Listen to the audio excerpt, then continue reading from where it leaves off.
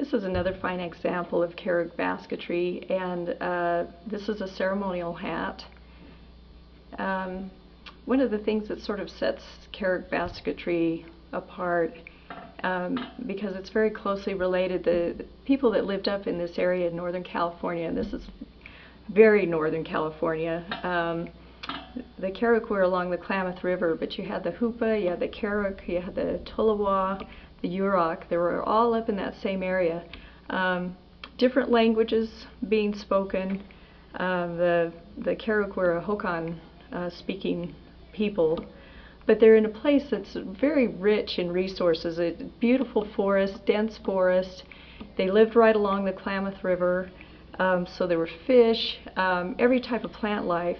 And so their basketry especially was wildly diverse.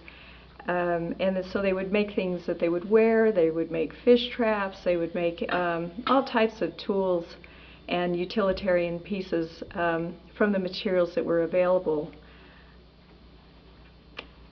This is done with a twining technique, so you have a central start in your basket with hazel branches that are radiating out from the center, and then the materials that are used for the design, which are bare grass, for the lighter design.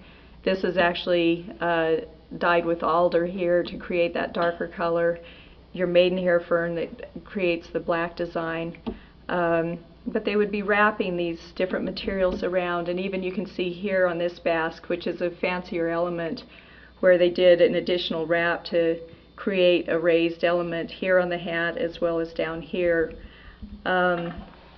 But it's something that you don't necessarily see hats across all types of basketry that's made, but this is something that was typical for this area.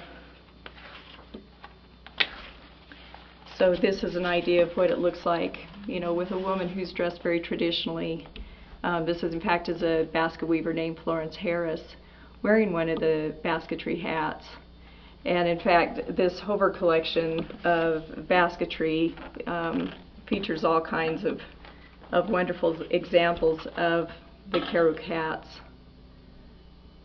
And so you could see just the richness of design that was represented, and the great pride they took in wearing these when they were both at work, but also for more and fancier celebrations and ceremonies.